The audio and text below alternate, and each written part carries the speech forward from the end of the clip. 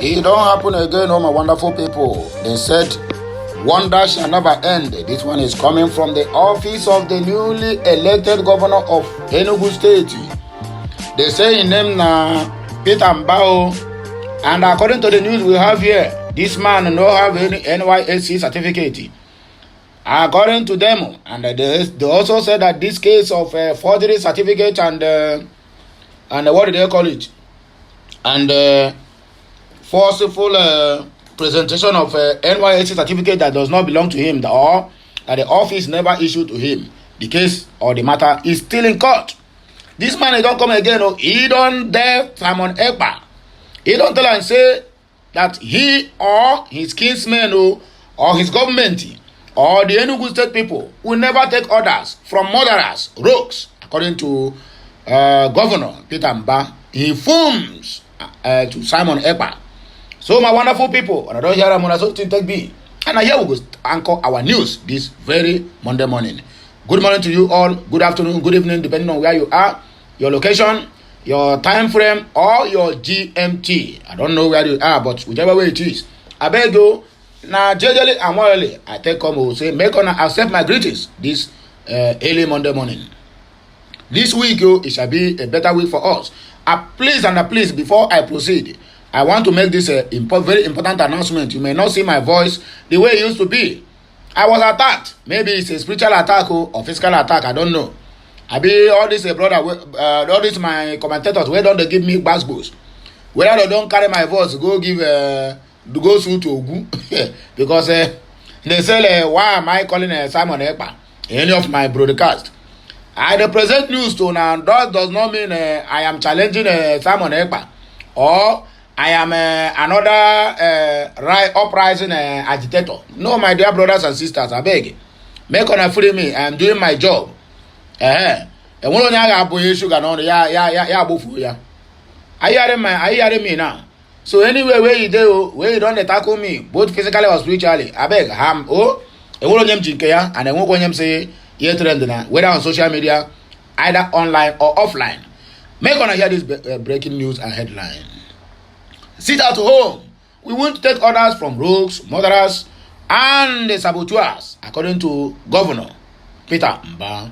So my wonderful people, let us proceed with this news we have for us this Monday morning.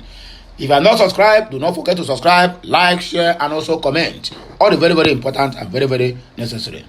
Enugu State Governor Dr. Peter Mbao has declared that the state was winning the war against it at home enforcers and will never take orders from people he described as murderers and enemies of Igbo land. Mbao said there was no way Enugu could become the premier destination for investment, living and tourism, or its economic growth from $4.4 billion to $30 billion. When the people we are still talking about or taking orders from faceless persons outside our state, insisting we cannot be defeated by evil and we must not allow that to happen in our respective states, according to Peter Mbao. The governor urged the concerted efforts by the media community and the Enugu people against scarmongering and fake news, which he described as the latest resort by the sit-at-home promoters, having lost their capacity to inflict havoc on our lives and property, as was previously the case due to the energized security measures applied by the government and security agencies since the ban on Monday sit-at-home in our different states. Peter Mbao spoke during his maiden media chat with the Enugu-based newsmen and media executives at the government house, Enugu, at the weekend. The governor urged the newsmen to be professional in their duty by seizing the opportunity presented by investigative and modern journalism to fact-check and verify the authenticity of information before feeding them to the public. According to Peter Mbao, he said the truth is that we have won the actual war against it at home enforcers and the murderers out to destroy Enugu State and Igbo land. We have unleashed the security forces or resources on them and they have been thoroughly defeated and discomfited. Because they no longer have the capacity to unleash terror on lives and property of ENUGU. That is why they have now resorted to scaremongering, peddling of fake news, and all manner of dramas to instill fear in our people and control their minds and actions. We practice democracy. We can never allow murderers and terrorists to dictate to us. We must not allow those who do not have the mandate of the people dictate for us how to live our lives, when to go out, when to close our businesses, and when to sit at home. What we are facing now are media terrorists using the social media to instigate fear and peddle fake news. We must not allow them to succeed. It is totally unacceptable, according to Peter Mba. Nobody can make you inferior without your consent. These hoodlums are very few compared to our numbers. We cannot be talking or taking instructions from hooligans who are bent on destroying the economy of the Southeast, according to Peter Mba.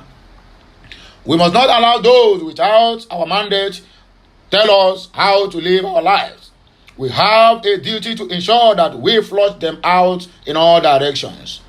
They have no stake in the affairs of our state. It is therefore our responsibility to reorient our people to start coming out and going about their normal businesses. We have a duty to kill fake news and counter it with our superior pen and media. Therefore, as we are living here, we must begin to tell our people the right thing, that nobody can make them inferior without their consent, that we can be cowed by the cowardly acts of a few people, the governor declared on his speech. Meanwhile, Mba urged the people not to be deceived by those who use the name of Martin Nnamdi Kanu as a cover for their criminalities, noting that Nnamdi Kanu had since expressed his displeasure at the enforcement of sit-at-home and consent and the consequent havocs on Igbo land and the Biafran people. Mba said the state was equally exploring the option of dragging both the instigators and enforcers of violence and illegal sit-at-home order in the state before the International Criminal Court, ICC, in the struggle to answer to the crimes against humanity, noting that in the 21st century, or in this 21st century, nobody should be allowed to stay in one part of the world to enjoy life while causing death and pains in other parts of the world to other people. As a media people, it is important to educate our people for them to know that these sit-at-home enforcers are not after Martin Nnamdi Kanu's welfare or freedom. We must be able to separate the two. Of course, that has been my anchor point all this while. Ndị Igbo are on one page in demanding for the release of Martin Nnamdi Kanu. I have also seen the president over this matter. Other Igbo leaders have made the same demand, and we are not relenting. However, the so-called sit-at-home enforcers are mere criminals, and our people must face them frontally. The governor also disclosed that technology had already been deployed to guarantee safety of residents, saying there were no longer hideouts for criminals in the state. While responding, members of the media community lauded the efforts of the government in stamping out insecurity, offering suggestions on how to bring lasting peace and security to the state. They expressed their readiness to collaborate with and support the government to achieve its plans for the people, promising that they would play a pivotal role to ensure the people return back to work through their reports and news. This one is coming from the office of governor or newly elected governor of Enugu State, where his name be Dr. Peter Mba. So my wonderful people, I don't hear them. No, this one don't me talk am. So that when I go come to my comment section now, begin to attack me, say anything I talk, I must mention Simon Ekpa. I'm not mentioning Simon Ekpa. It's any news that is brought before me on my desk is what I will read to my people. So stop this discrimination. I'm not discriminating against anybody, either Simon Ekpa or Martin Nnamdi Kanu or the sit-at-home, but let us follow things the way it's supposed to be. You cannot claim to be fighting for Biafra while you are out there living your normal life in a country that have electricity, everything that have to be for human consumption. Yet, you come to the country where you claim that you are fighting for the people, killing their economy, making them to stay at home, leaving their businesses for complete good 1 week. What for? What do you provided for them? Is there anything? Is there any way you can cushion the effect of hunger in their lives if you are forcing them to sit at home? And that is the question that is remain for Simon EKPA to answer. If you ask now, what they will tell you after that, during the time of COVID-19 and nobody died for 3 months, is being locked down. That is globally. We're not talking about when people are busy going to their farms and these things. Other regions are busy doing everything to increase their state GDP or their region GDP, while our own, you keep on dying on daily basis, and you expect the investors to come there to invest. What are they coming to invest? In a place whereby a Monday, which is the first day of the week, instead of you to tell everybody to go to their work or to their offices, you force them to sit at home. In other words, making them not look relevant in their different offices. Anyway, that one is bygone. Popular businessman kidnapped by heavy armed criminals. All happened in Port Harcourt, Rivers State. A popular businessman identified as Oni Uba at Okoja Street, Mile 2, Diop, Port Harcourt City, local government area of Rivers State, had been kidnapped by unknown gunmen.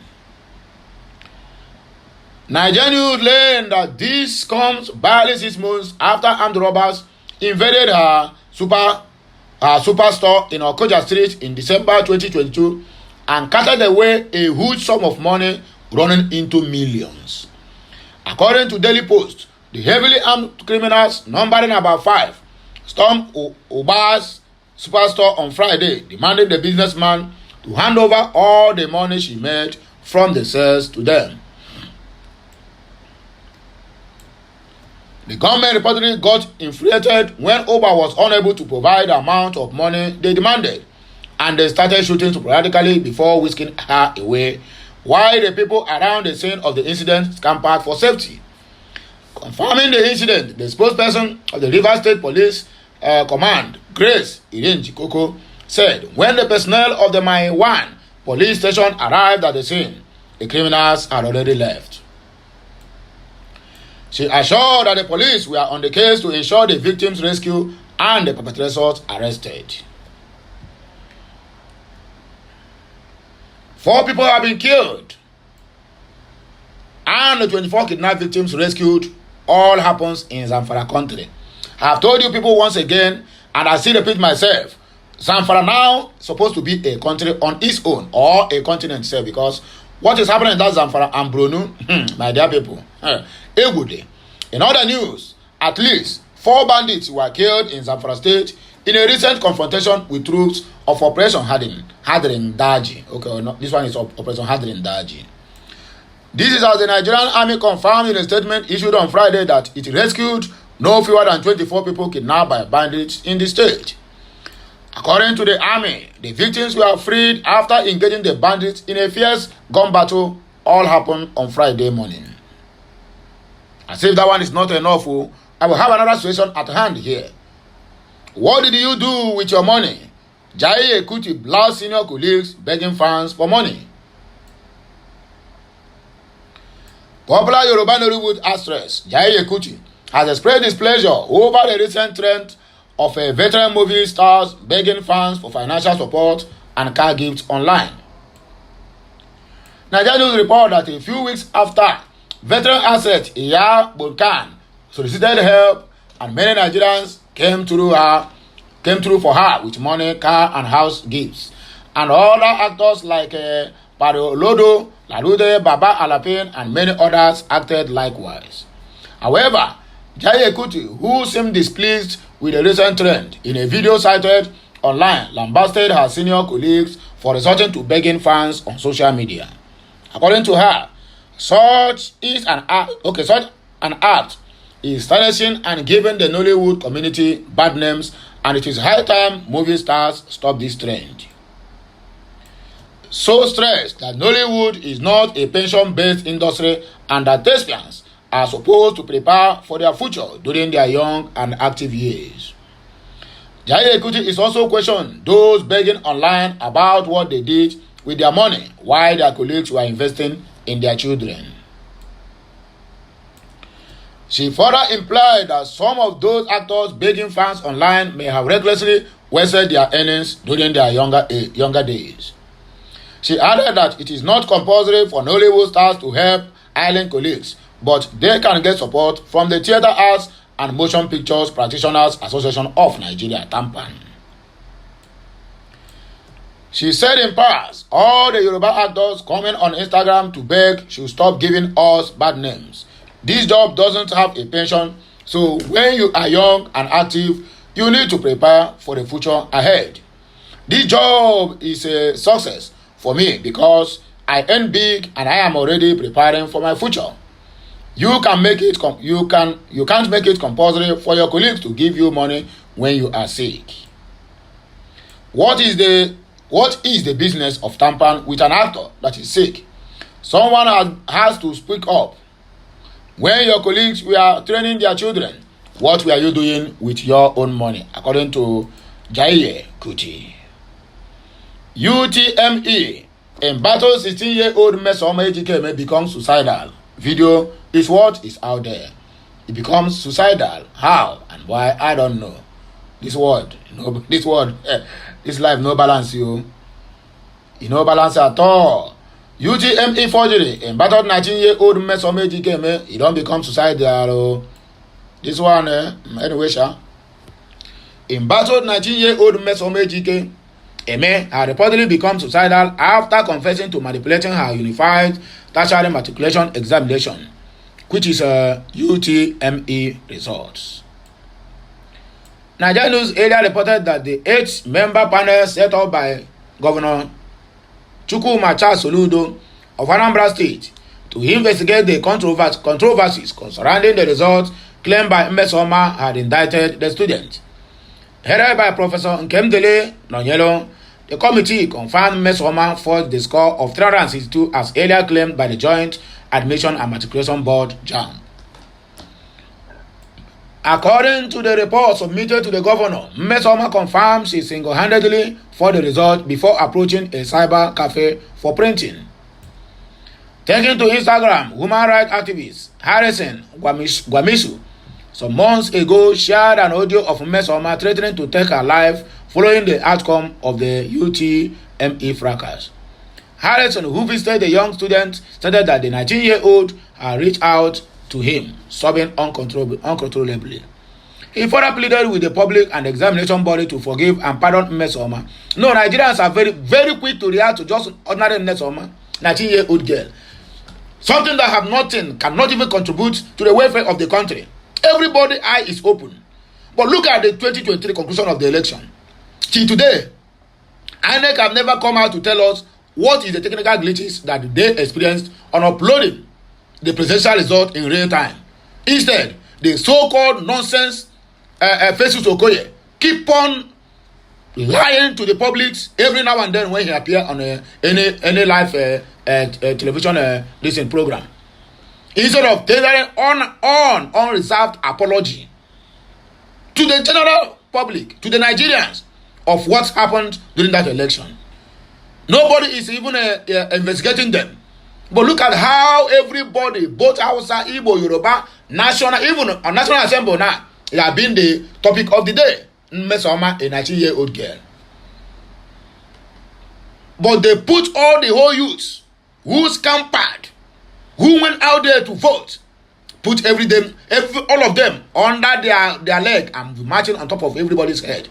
Over 220 million people. Only 20 million people is what is controlling 200 million people. And nobody raised eyebrow. I salute her and are doing well. Both Chukwumacha Soludo. Very easy to react. But look at the election in different states. Look at what happened in Port Harcourt. Look at what happened in Lagos. Nobody is investigating those matters till today. Look at the threats of MC Olomo, lies of Bayo Ononoga, lies of Femi Fanekayode, and this so-called faces Akpamu. Rubbish. Sharing the video, he captioned it. Her call over killing herself took me to Newi. Please, let's forgive this jam girl, Mmesoma. She has promised to tender an apology and explain how she got the result. It is not enough. Rufai Oseni of Arai TV have already come out to lament on this case of Mmesoma. And look at what he says. We have built our society on lies. Rufai Oseni reacts to Mmesoma's confession. Popular Nigerian TV host Rufai Oseni has reacted to the confession of Mmesoma Ejikeme, admitting that she forged her Unified Tertiary Matriculation Examination UTME results. Nigerian News record that after the controversies following the claim from the Joint Admission Matriculation Board that Ejikeme was parading a fake result, she finally admitted to the crime. In a report that was submitted by a panel set by Charles Chukwumasoludo of Anambra State, it was revealed that Mmesoma confessed that her original result was an aggregate of score of 249, which she then manipulated with a device and print out to make it 362.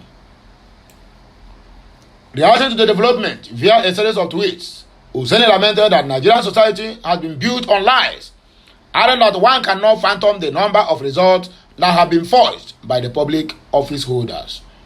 He opined that Ejikeme's situation is a reminder to always do the right thing at the right time. He wrote, "Always also the scholarship given to Joy, worth 3 million, and other parks she got to be withdrawn. We can't build a society on lies. In her case, calling a spade, JAMB has been vindicated.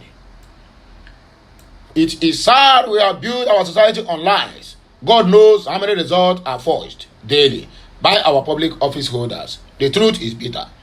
This case is a reminder for all of us to do the right thing." Also, Joy's father then come out to defend her and must be re-evaluate his actions. Also, people that turn this episode into a tribal slugfest must have a rethink. Let's build a society or a decent society together, according to Rufai Oseni. We are moving forward. This one is still on the case of Mmesoma. He has taken over the social media. Up upon all the whole problems of the country is facing. Removal of fuel subsidy. Up to today, the federal government of Nigeria have never tell us how they want to cushion the effect of fuel subsidy removal. But everybody was quick to react to Mmesoma's case. Nigeria, very easy to be distracted. Everybody have forgotten about the fuel increment or what people are passing through. After clapping for the government of the new administration, and have done well to remove the fuel subsidy, till today, the federal government have not come out to tell us that they have given a one family, even if it's $1, to cushion the effect on what is happening, on the pains Nigerians are passing through till this day. On our way done, we stand on Biafra, and on mandate of Biafra, and we shall stand. If Mmesoma was from the north, it wouldn't have been as hot as this Shehu Sani reacts to forgery confession, of course, because he's an Igbo. Every eye has been raised, including a so-called Adamu. Former Kaduna lawmaker Shehu Sani had liberated those linking the Anambra State student Mmesoma Ejike confession of forging her UTME results to the fallout of the 2023 election.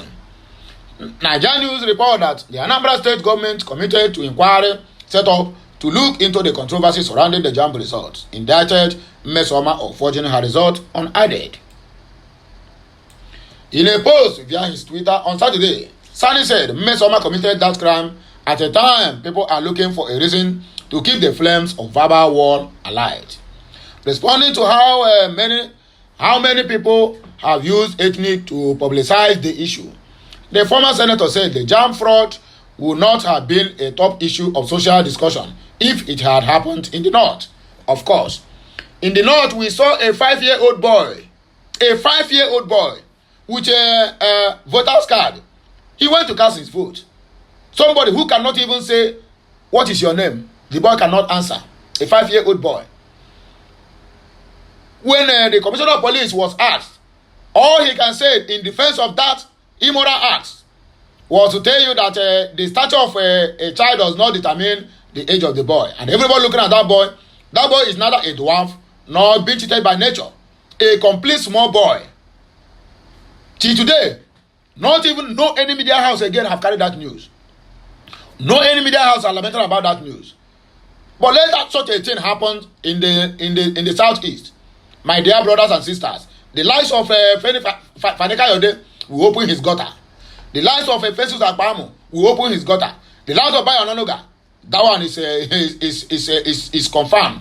The lives of Dela Alake, Adamu, Garoba, and many of them, they will say, oh, this is how P2B won the election. Oh, this is how P2B won Anambra State. Oh, this is how P2B won Enugu State. All the southeastern states. But today, nobody is talking about anything about it. Look at common Mesoma. It become a national issue. But the same national issue of election rigging, national issue of what do they call it? Of not getting 25% from the federal capital territory. Nobody is talking about it now. Everything has been swept under the carpet. Nigeria, on our way down. He further made a reference to a woman who allegedly stabbed her husband in Bauchi, and people seemed uninterested because it is from the east or west. Sani tweeted, they gave a false UTME result. The commentaries for and against her are more of the fallout of the 2023 election than just forgery. For most people talking, their tongues are about the forgery, but their hearts are politics. The girl committed an offense at a time when people are looking for a reason to keep the flames of verbal war alive. The girl flew a helicopter in between the border of Ukraine and Russia. If the girl is from the Plateau or Niger, it wouldn't have been as hot as this. A woman from the Bauchi allegedly stabbed her husband to death. No one seems interested. If the woman is from the west and the husband is from the east, or vice versa, the internet would have been on fire by now. Most Nigerians are now wearing ethno-religious and political sunglasses. Everything is viewed from the perspective of that lenses. We are likely going to live like this for a very long time, or all our lives, according to Sheikh Usani. Another one again, though, this Sheikh Usani again don't react as the able president of the Fulani government of Nigeria, Bola Ahmed Tinubu, have emerged as ECOWAS chairman. Nigerians on our way down. African country on a way down. Economic and financial whatever it's called of West African states on our way down, supporting impunity, doing everything humanly possible to make sure that they certify this election. After that happened in Sierra Leone, nobody died, nobody do anything. A former Nigerian senator, Sheikh Usani, reacted to the emergence of President Bola Ahmed Tinubu as the new chairman of the Economic Community of West African States, ECOWAS. Nigeria will recall that Tinubu on Sunday emerged as the new ECOWAS chairman. Tinubu was elected at the 63rd ordinary session of the Authority of Heads of State and the Government of Economic Community of West African States, ECOWAS, held in the Republic of Guinea-Bissau. The Nigerian leader took over from President Omar Sissoko Embalo of Guinea-Bissau. Reacting to the development in a Twitter post on Sunday night, Sani said, since Tinubu has emerged as ECOWAS chairman, the protocol of the community demands that Nigeria should open her borders for the free movement of people and goods. Senator Sani remarked that he is waiting to see what President Tinubu will do with the Nigerians' closed land borders in the coming days. He wrote, Nigeria's president is ECOWAS chairman and the ECOWAS protocol demands that we should open our borders for free movement of people and goods. We shall see what the chairman will do with Nigeria's closed land borders as soon as possible. Sheikh Gumi is on it again. He speaks on appointment of Ribadu as National Security Advisor. This same Sheikh Gumi now have volunteered, said let them make him the negotiator of bandits. These are the people who know where bandits live. Nobody question them. Nobody call them to order. Nobody call them to DSS or whatever to question them. How do you get to know every bandit hideout? This man know it. A controversial Muslim cleric, a renowned Islamic scholar, Sheikh Gumi, has commended the appointment of the pioneer chairman of the Economic and Financial Crimes Commission before, Nuhu Ribadu, and the National Security Advisor, NSA.